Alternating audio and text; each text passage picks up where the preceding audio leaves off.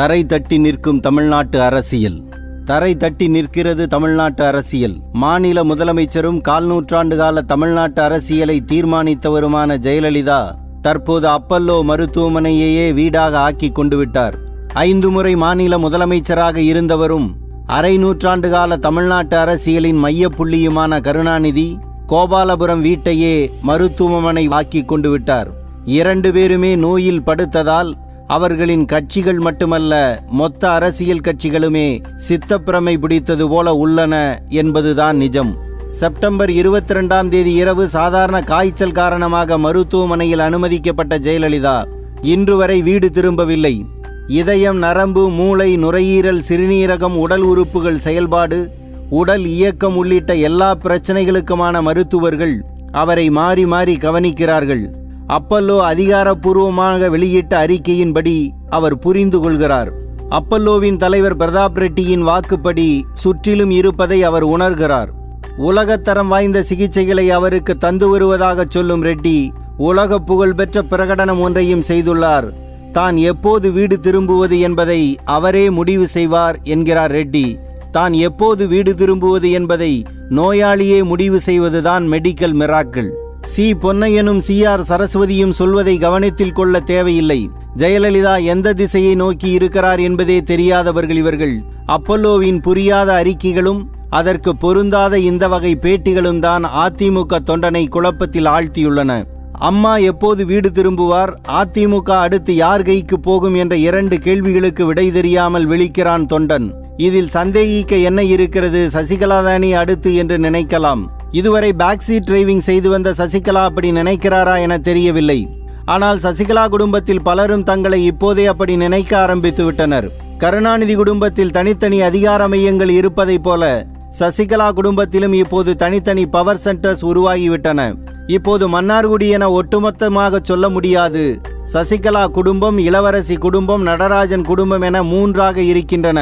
சசிகலா, நடராஜன், இளவரசி, டிடிவி தினகரன், திவாகரன், அவரது மகன் ஜெயானந்த், டாக்டர் சிவகுமார், இளவரசியின் மகன் விவேக் ஆகியோர் கவனிக்கப்படுகிறார்கள். ஒரு காலத்தில் கோலோச்சிய VN சுதாகரன், டாக்டர் வெங்கடேஷ், மகாதேவன் ஆகியோர் காத்திருக்கிறார்கள். இவர்களில் யார் அதிகார பலம் மிக்கவர்களாக ஆகப் போகிறார்கள் என்பதுதான் குழப்பத்துக்கு காரணம்.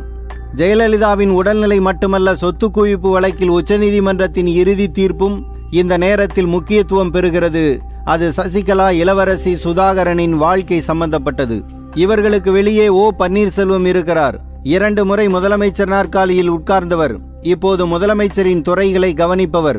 இவரை ஏற்பவர்கள் ஓர் அணியாகவும் எதிர்ப்பவர்கள் வைத்திலிங்கம் தலைமையிலும் இருக்கிறார்கள். முக்குலத்தோர் தலைமையை நிராகரிக்கும் கொங்கு மண்டலம் வேலுமணி, எடப்பாடி பழனிசாமி, செங்கோட்டையன் பெயர்களை உச்சரித்துக் கொண்டிருக்கிறது. சாத்வீகிகள் தம்பிதுரை பெயரை சொல்கிறார்கள். MLAக்கள் செல்வாக்கு இல்லாமல் கிரக நிலையை பார்த்து தங்களுக்கும் நல்லது நடக்கும் என்று சொல்லி அலைகிறார்கள் சிலர்.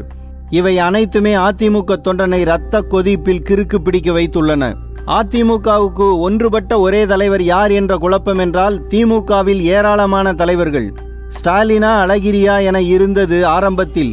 அழகிரி அமுங்கியதும் ஸ்டாலினா, கனிமொழியா என மாறியது. இப்போது அங்கு நடப்பது ஸ்டாலினா, கருணாநிதியா என்ற சண்டை. தொடை தட்டி மல்லுக்கு நிற்கும் பலம் தனக்கு இல்லாததால் அழகிரியையும் ராஜாத்தி அம்மாளையும் தனக்கான துணை தளபதிகளாக ஆக்கி கொண்டு விட்டார் கருணாநிதி. அப்பல்லோவில் இருக்கும் ஜெயலலிதாவை சந்திக்க ராஜாத்தி அம்மாளை அனுப்பியதும், ஒவ்வாமை காரணமாக உடல் கட்டி ஏற்பட்டு ஓய்வெடுத்து வரும் தன்னை சந்திக்க அழகிரியை அடிக்கடி வர வைப்பதும் கருணாநிதியின் ஓரங்க நாடகத்தின் உணர்ச்சி இல்லா காட்சிகள். ஸ்டாலின் அப்பல்லோ போனதும் ராஜாத்தி போகிறார். அழகிரி கோபாலபுரம் வந்து போனதும் ஸ்டாலின் பார்க்க வருகிறார். இந்த உருளைக்கிழங்கு விளையாட்டு எப்போது முடியுமோ என்ற கவலைதான் உடன்பிறப்புகளுக்கு. அழகிரி என் மகனே அல்ல என்றதும் கருணாநிதிதான்.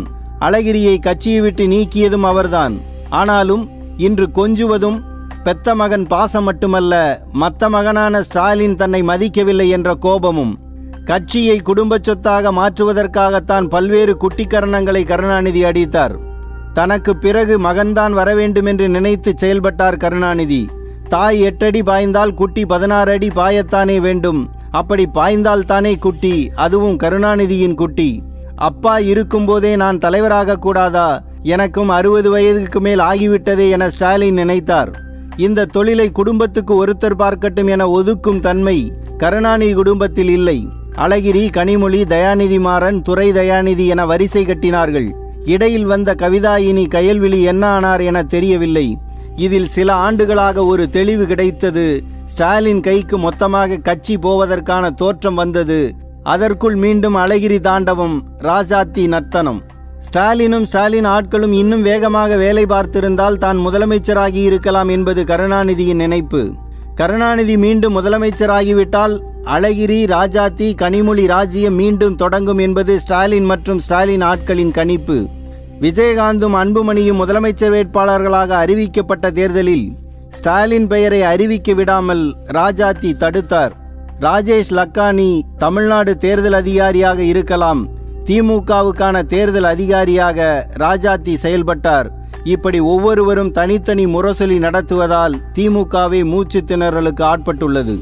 சிவகார்த்திகேயனும் சூரியும் சீரியஸாக சண்டை போட்டு கொண்டிருக்க, இதுல இவங்க வேற தள்ளி போய் விளையாடுங்கப்பா என ஒருவர் சொல்லி செல்வார். அப்படிப்பட்ட காமெடி தான் மற்ற கட்சிகளில் நடக்கிறது. வைகோ, திருமாவளவன், ஜி ராமகிருஷ்ணன், முத்தரசன் ஆகிய நால்வரும் மக்கள் நலனுக்கு ஆலோசனை செய்ய கூடுகிறார்களா அல்லது நாம 4 பேரும் ஒன்னாதான் இருக்கோமா என பார்ப்பதற்காக கூடுகிறார்களா என தெரியவில்லை. அப்பல்லோவுக்குள் நேரில் போயும் அறிவாலயத்துக்கு சேகுவேராவை அனுப்பியும் உறவுகளை புதுப்பிக்கிறார் திருமா. நாராயணசாமியை ஆதரிப்பதன் மூலமாக சின்ன கர்ச்சி போட்டு விட்டார் திருமா. நாம் போகாவிட்டாலும் விவசாய சங்க பிரதிநிதிகளை அனுப்பலாம் என்ற அளவுக்கு திமுகவுடன் நெருக்கம் காட்டினார்கள் கம்யூனிஸ்டுகள். வைகோவுக்கு ஸ்டாலின் தலையெடுக்காமல் இருந்தால் போதும், அண்ணன் கலைஞரே இன்னும் 10 ஆண்டுகள் தலைவராக தொடரட்டும் என அவர் உள்மனசு சொல்லும். இவர்களால் முதலமைச்சர் வேட்பாளராக அறிவிக்கப்பட்ட விஜயகாந்த் அந்த வீட்டுக்குள் இருக்கிறாரா, சிங்கப்பூர் போய்விட்டாரா என தெரியவில்லை. அப்பல்லோ மர்மம் சில வாரங்களாகத்தான் என்றால் விஜயகாந்த் மர்மம் சில ஆண்டுகளாகவே இருக்கிறது. வீட்டு சாவி மட்டுமல்ல, கட்சி சாவியும் பிரேமலதா கைக்கு போய்விட்டது. இவர்களோடு இருந்து வெளியேறிய ஜி.கே. வாசன் எங்கும் போக முடியாமல் நிற்கிறார். புதிய தலைவரை போட்டதால் புத்துணர்ச்சி பெற்றிருக்க வேண்டிய தமிழ்நாடு காங்கிரஸ் கட்சி புது பிரச்சனைகளில் சிக்கியது. காங்கிரஸ் கட்சிக்கு தலைவரானோமா, ஜெயலலிதா ஆதரவு எம்ஜிஆர் அதிமுகவுக்கு தலைவரானோமா என திருநாவுக்கரசருக்கு பிடிபடவில்லை.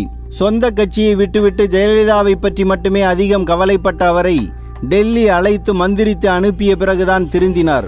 திமுகவுடன் தான் கூட்டு என அவர் சொன்னாலும் திமுக அவரை வேண்டாத விருந்தாளியாகவே பார்க்கிறது. திருநாவுக்கரசர் இளங்கோவன் சண்டை முடிந்துவிட்டது என நிம்மதி அடைந்ததும் நக்மா குஷ்பு சண்டை தொடங்கிவிட்டது. காங்கிரஸ்காரர்கள் முடிவெடுக்க முடியாமல் 2 கோஷ்டிகளையுமே ஆதரிக்கிறார்கள். பாரதிய ஜனதா கண்கொத்தி பாம்பாக காத்திருக்கிறது. அதிமுகவுக்கு இப்போது ஏற்பட்டுள்ள நெருக்கடி அவர்கள் எதிர்பாராதது. முலாயம் சிங் குடும்பம் உடைந்ததை விட இது அதிக மகிழ்ச்சியை தருகிறது. ஜெயலலிதாவின் பலவீனத்தை பயன்படுத்தி அதிமுகவை தங்களுக்கு சாதகமாக மாற்ற நினைக்கிறது பாரதிய ஜனதா. அப்பல்லோவுக்கு சிறப்பு மருத்துவரை போல கவர்னர் அடிக்கடி வருவதும், ஸ்கேனிங் செய்பவருக்கு மட்டுமே தெரிந்த விஷயங்களை சுப்பிரமணியசாமி ட்வீட் செய்வதும் தூரத்தில் இருந்து காட்டப்படும் மோடி மஸ்தான் வேலைகள். ஜெயலலிதா எதிர்த்த திட்டங்களுக்கு சசிகலா ஆட்சி ஒப்புதல் தருகிறது. மோடிக்கு தேவை எம்எல்ஏக்கள் அல்ல, எம்பிக்களும் அவர்களது ஓட்டுகளும். இதை பச்சையாக சொல்ல பாரதிய ஜனதாவுக்கு கூச்சம். புதுச்சேரியில் அதிமுக வேட்பாளரை அந்த கட்சி ஆதரிக்கிறது, தமிழ்நாட்டில் எதிர்க்கிறது. நெல்லித்தோப்புக்கும் அரவக்குறிச்சிக்கும் 500 கிலோமீட்டர் தூரமா? இல்லை, மெதுவாக நூல் விட்டு பார்க்கிறார்கள். அதிமுகவை அப்படியே பாரதிய ஜனதாவுடன் இணைக்கிறார்கள். தமிழ்நாட்டில் பாரதிய ஜனதா ஆட்சி மலரப்போகிறது என சிலர் காவியை உருவி சிரிப்பதை பார்க்க கன்றாவியாக இருக்கிறது. இப்படி எல்லா கட்சிகளும் முட்டுச்சந்தில் மாட்டிக்கொண்டு முழிக்கின்றன. ஜெயலலிதாவுக்கு அப்பல்லோ இருக்கிறது, கருணாநிதிக்கு காவிரி இருக்கிறது, தமிழ்நாட்டுக்கு